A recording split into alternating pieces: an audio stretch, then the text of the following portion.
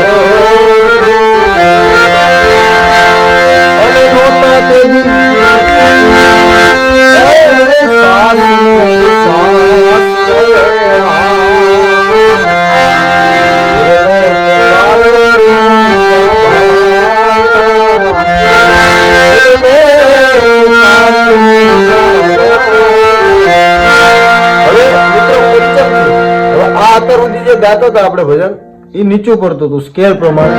આ ભજન પંચમ થી મીઠા ચાલે. હવે આમાં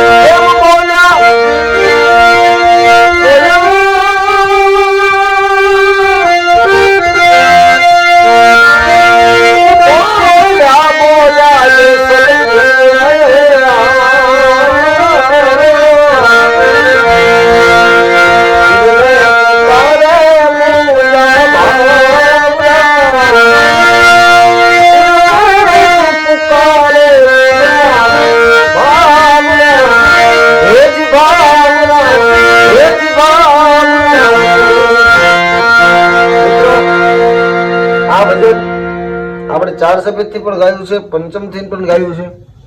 આના બને ત્યાં સુધી હું નોટેશન બનાવવાની કોશિશ કરીશ, કારણ કે આ મિત્રો દેહાણના ભજન કહેવાય. આના નોટેશન આ ઓલું કરે ઈ તમને શીખવાડી નો એકું એ આપવામાં આવે એમ. આને તમે જેટલું સાંભળશો અને જોઈ જોઈને જેટલું શીખશો એમાં વધારે મજા આવશે. તો હું નોટેશન બને ત્યાં સુધી મૂકી દઈશ. જો તમને ખબર ન પડતી હોય તો મને ઇન્સ્ટાગ્રામ ની અંદર મેસેજ કરજો.